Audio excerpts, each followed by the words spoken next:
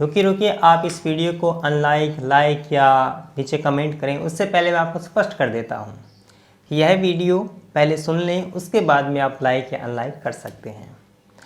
दोस्तों, मैं आपके बीच में आज बिना किसी स्क्रिप्ट, बिना किसी तथ्यों के साथ आपके साथ बात करने के लिए आया हूँ। मेरे जितने भी 2,57,000 सब्सक्राइबर हैं, उनसे मैं एक बात कहना चाहता हूँ। देखिए दोस्तों, मैं ये जो काम कर रहा हूँ, ये मैं किसी को खुश करने के लिए नहीं कर रहा हूँ। मैं आपके बीच में जितनी भी जगह बना पाया हूँ, वह मैं अपने तथ्यों के साथ, अपने सत्यों के साथ आपके साथ बात करता हूँ, आपके बीच में आया हूँ। कल मैंने एक वीडियो अपलोड किया। उस वीडियो पर कितने व्यूज़ आए इसका कोई महत्व नहीं है। महत्व ये है कि उसके नीचे जो कमेंट आए और उसका जो लाइक डिसलाइक का रेशियो है, वह महत्वपूर्ण है। महत्वपूर्ण इसलिए है क्योंकि कुछ दिन पहले मैंने एक वीडियो बनाया था, मैं हिंदू विरोधी क्यों हूँ। वो आपने सबने देखा होगा, आपने सराहा भी। लेकिन जब मैं किसी मुसलमान पर या इस्लामिक कुरीतियों पर टिप्पणी करता हूँ तो वीडियो नीचे चला जाता है, उस पर कमेंट आते हैं, उस पर कुछ धमकियाँ आती है, उस पर ये कहा जाता है कि आपने कुरान नहीं पढ़ी, आप धर्म में दखलंदाजी कर नहीं सकते। देखिए दोस्तों, एक सिंपल सी बात है, यहाँ मैं न तो मुसलमानों को खुश करने के लिए आया हूँ और न ही मैं हिंदुओं को खुश करने के लिए आया हूँ। मुझे जो लगता है, मेरे जो विचार है, वो मैं आपके सामने रखता हूँ।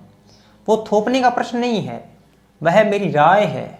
वह राय आप कैसे काट सकते हैं, ये महत्वपूर्ण है। मैं मांसाहार के खिलाफ हूँ और मैं हमेशा ये अपील करता हूँ लोगों से कि इसके अंदर न धर्म का प्रश्न है, न हमारे खान पान का प्रश्न है, यह उस जीव के जीवन का प्रश्न है। एक न्यूनतम चीज़ है, ये समझने की आवश्यकता है। जैसे मनुष्य जीना चाहता है, वैसे ही बकरा भी जीना चाहता है, हर जीव जंतु जीना चाहता है। हमारी बौद्धिक क्षमता, हमारे एहसासों का स्तर अलग अलग हो सकता है, लेकिन एक चीज़ हर जीव में जो पृथ्वी पर मौजूद है उसमें सामान्य है, वह है जीवन की जीवेषणा। जीवेषणा कहते हैं जीने की ललक, जीने की चाह, वह सब में है। अब वह बात कुरान में क्या लिखी है या नहीं लिखी है, इसका कोई महत्व नहीं है। महत्व यह है कि ज़मीन पर क्या हो रहा है। क्या आप इस बात को नकारते हैं कि बकरीद के दिन कुर्बानी नहीं दी जाती? आप उसके सहमत हैं, आप कहते हैं कि हाँ ऐसा तो होता है। तो मैं उस होने के खिलाफ हूँ। कुरान में क्या है, शरीयत में क्या है, हदीस में क्या है, उसका मुझे कोई मतलब नहीं है। और बकरे की हत्या धर्म का प्रश्न नहीं है, यह प्रश्न उस जीव के जीवन का है। ये न्यूनतम बात है, ये न्यूनतम समझ है, चाहे यह काम मुसलमान करे, चाहे यह काम हिंदू करे। अब मैं कल कमेंट पढ़ रहा हूँ अपनी वीडियो के नीचे, उसमें कह रहे हैं कि आप इस्लाम के बारे में जानकारी नहीं रखते, आप रिसर्च करके नहीं आए। इसमें रिसर्च करने की आवश्यकता क्या है जब मेरे आसपास ऐसी चीज़ें घटित होती हैं। हम किसी मनुष्य को मारेंगे तो हमें दर्द नहीं होता, उतना ही दर्द यदि आप इंसान हैं तो बकरी के मारने से भी होना चाहिए, यदि आपके भीतर संवेदनाएं हैं। अब बात है कि मैं मुसलमानों के खिलाफ हूँ या नहीं हूँ। मैंने उस वीडियो में कहा था कि मैं हिंदुओं के खिलाफ क्यों हूँ। मैं हिंदुओं के खिलाफ इसलिए हूँ, यदि आप हिंदू बनते हैं मुसलमानों से नफरत करके, तो मैं उस हिंदू के खिलाफ हूँ। हिंदू वह मुझे बेहतर लगता है जो अपनी संस्कृति के साथ जीता है, वह किसी से नफरत नहीं करता। यदि एक मुसलमान हिंदू से नफरत करता है तो मैं मुसलमान के खिलाफ हूँ, इसमें क्या दो राय है। यदि आपको ये चीज़ बुरी लगती है, निस्संदेह आपको लगे और लगनी भी चाहिए। जो मुसलमान हिंदुओं से नफरत करता है और अपनी कुरीतियों पर अड़िग है, मैं उस मुसलमान के खिलाफ हूँ। वैसे ही जैसे हिंदू अपनी कुरीतियों पर अड़िग है और वह मुसलमानों से नफरत करता है, तो मैं हिंदुओं के खिलाफ हूँ। यह न्यूनतम चीज़ है। आप यह तो स्वीकार कर लेते हैं कि हाँ हिंदुओं के खिलाफ हो तो चलेगा, आपके लाइक्स आते हैं, आप बहुत ज़्यादा देखते हैं, आप सब्सक्राइब करते हैं, और जब अपने पे आती है तो आप अनसब्सक्राइब कर जाते हैं। मैं आपको कहना चाहता हूँ कि सब्सक्राइब, व्यूज़, कमेंट का कोई महत्व नहीं है। मैं यहाँ पर सत्य कहने की कोशिश करने के लिए आया हूँ। वह सत्य अगर यदि किसी को बुरा लगे तो वह विचार से काटे। अनसब्सक्राइब करके आप क्या कर देंगे, संख्या कम हो जाएगी। मैं ये कहना चाहता हूँ कि यदि 0 सब्सक्राइब भी हो जाएं तो भी मैं जो अपने विचार हैं, यदि उनका सही उत्तर नहीं मिलता तो मैं पेश करूँगा, और इसीलिए तो आप मुझे पसंद करते हैं। आप तब वाह करें कि आप मोदी की आलोचना करें, आप हिंदुओं की आलोचना करें, या फिर उनसे संबंधित कोई गलती हो उसकी आलोचना करें, तो ठीक है। और जब अपने पे आती है तो आप ये कहते हो कि आप तो अपने धर्म तक रहो, हमारे धर्म तक मत आओ। मैं ये कहना चाहता हूँ जितने भी पढ़े लिखे मुसलमान मुझे सुन रहे हैं कि हर समाज में सामाजिक सुधार की आवश्यकता होती है समय समय पर। अब हिंदू ये कह दे कि शास्त्रों में, वेदों में ये लिखा है कि शूद्रों का पतन करना चाहिए, उनका दमन करना चाहिए, तो क्या स्वीकार कर लेंगे आप? वैसे ही, क्योंकि यह कुरीति है, यह एक दंश है जो कि एक व्यक्ति की स्वतंत्रता को छीनता है, एक बड़े समुदाय की स्वतंत्रता को छीनता है, इसलिए उसका विरोध होना चाहिए और हो रहा है। हिंदू धर्म की तमाम कुरीतियों का डटकर विरोध होता है। अब हमें मुसलमान की भी कुरीतियां देखनी होगी। यदि किसी की स्वतंत्रता वहां हनन हो रही है तो न केवल हिंदू को बल्कि मुसलमान को भी बोलना चाहिए। और बहुत से मेरे युवा साथी बोलते हैं, वो कहते हैं कि ये ठीक नहीं है। जब तक पढ़े लिखे मौलाना, जब तक पढ़े लिखे युवक मुसलमान समुदाय के वो अपनी कुरीतियों पर गौर नहीं करेंगे तो ये चीज़ बढ़ती जाएगी। और मैं समझता हूँ कि वर्तमान परिप्रेक्ष्य में बहुत आवश्यक है। न केवल मुसलमान की बात है, ये मनुष्यता की बात है। अब कुछ लोग कहते हैं तो आप तो सेकुलर थे, आप ऐसे कैसे हो गए?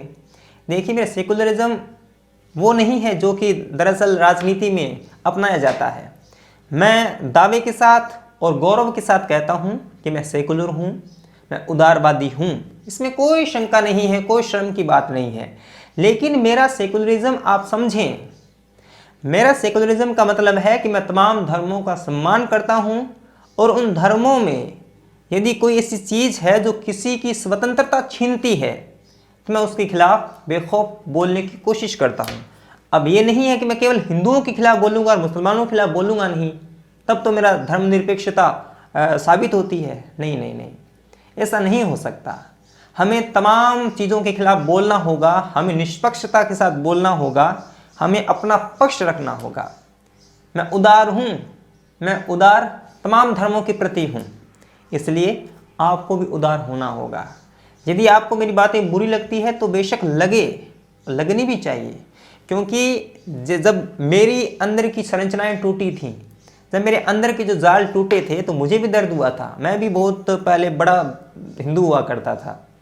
जब मैंने YouTube चैनल शुरू किया था उससे पहले मैं बड़ा हिंदू था, मैं मुसलमानों से नफरत करता था, मैं RSS का स्वयंसेवक था, मैंने उनकी शाखाएं लगाई है, मैंने उनका प्राथमिक शिविर अटेंड किया है। मैं ये सत्यता बता रहा हूँ, मेरे पास दस्तावेज हैं उस शिविर के। लेकिन क्या है ना कि यदि आपको इस दुनिया में कुछ अलग करना है, यदि आपको कुछ बेहतर सोचना है तो आपको न्यूट्रल होना होगा। मैं RSS की आलोचना करता हूँ तो आपको अच्छी लगती है, हिंदुओं की आलोचना करता हूँ तो आपको अच्छी लगती है, BJP की आलोचना करता हूँ तो आपको अच्छी लगती है, और जब आपसे संबंधित किसी कुरीति जो मुझे लगती है उसकी मैं आलोचना करता हूँ तो आपको बुरी लगती है। देखिए, लाइक, डिसलाइक, व्यूज़, सब्सक्राइबर, ये तो स्थूल चीज़ें हैं। महत्वपूर्ण चीज़ ये है कि हमारे विचार इस मनुष्यता की कौन सी दिशा में कारगर साबित हो रहे हैं, हम मनुष्यता को कहाँ लेकर जा रहे हैं। मैं आपसे निवेदन करता हूँ कि कल वाला वीडियो दोबारा देखें, पूरा देखें, इस वीडियो को भी पूरा सुनें और शेयर करें। जो मेरे वास्तविक विचार हैं वो लोगों तक पहुँचाएँ। बेशक आप देखें, न देखें, लाइक करें, डिसलाइक करें, वो आपकी स्वतंत्रता है, आपका अधिकार है, आप नापसंद कर सकते हैं। लेकिन आपको न्यूनतम जो समझ है उसको तो अपनाना होगा। और आप जब ये कहते हैं कि हम तो ऐसे ही रहेंगे, हम तो बदलेंगे ही नहीं, यह तो ठीक नहीं है, मेरा मानना ये है। तो दोस्तों, ये एक बात थी जो कल से मुझे कोई ट्रोल कर रहे हैं, तब मैंने ठीक समझा कि आपके बीच में अपना पक्ष रखूं, न्यूट्रल होकर रखूं, ताकि आपको समझ आए कि मैं कहना क्या चाहता हूं। क्योंकि वीडियो की अपनी बाध्यताएं होती हैं, इसलिए हम पूरी चीज़ें नहीं कह पाते, कुछ चीज़ें छूट जाती है। और ये भी नहीं है कि मैं कोई अंतिम व्यक्ति हूँ तो मैंने कह दिया वो ही अंतिम है, मैं महाभारत वाला समय तो हूँ नहीं। मैं आप में से एक लड़का हूँ और अपने विचार रखता हूँ, हो सकता है गलत हूँ, हो सकता है सही हूँ, लेकिन हर कोई अपने विचार इसी बिना पर रखता है कि ठीक है मैं सही कह रहा हूँ। तो मुझे भी ये लगता है कि मैं सही ही कह रहा हूँ। अगर समय के अनुसार मुझे और समझ आई तो हो सकता है उनमें बदलाव भी आ जाए, विचार बदल भी जाएं। जैसे कि 5 साल पहले मेरे विचार थे, 4 साल पहले विचार थे, वो बदल गए। तो आप मुझे समझने की कोशिश करें, मैं भी आपको समझने की कोशिश करूँगा। हम जिस दौर से गुजर रहे हैं उस दौर में हमें थोड़ा दूरगामी सोचना होगा। अपने जो सेकुलरिज्म के मूल्य हैं, अपने देश की जो नींव के मूल्य हैं, उनको बचाना होगा। हम एक ही चीज़ को पोषित नहीं कर सकते। यदि आप आलोचना करते हैं तो आप तमाम चीज़ों की आलोचना करें जो आपको बुरी लगती है। और यदि आप किसी की तो आलोचना जमकर करते हैं, किसी की आलोचना करते ही नहीं हैं, किसी की कमियां तो आप बार बार उठाते रहते हैं और किसी की कमियां आप छुपाते रहते हैं, ये मुझसे तो नहीं होगा। मैं आपको स्पष्ट कह देता हूँ कि यह मुझसे नहीं होगा। ये मेरे व्यक्तिगत सिद्धांतों के खिलाफ है कि मैं किसी को पोषित करूँ, किसी को गिराने की कोशिश करूँ। ऐसा मुझसे नहीं होगा। बहुत से यूट्यूबर हैं ऐसा कर रहे हैं, उनके व्यूज़ भी बहुत ज़्यादा आ रहे हैं, उनके सब्सक्राइबर भी बढ़ रहे हैं, लेकिन मुझे न तो सब्सक्राइबर्स की भूख है, न मुझे व्यूज़ की भूख है और न ही मुझे पैसे की भूख है। ये जीवन के कुछ पहलू हैं, लेकिन अपने सिद्धांतों को रौंद कर उन पहलुओं को हासिल नहीं किया जा सकता। ये मेरा स्पष्ट कहना है।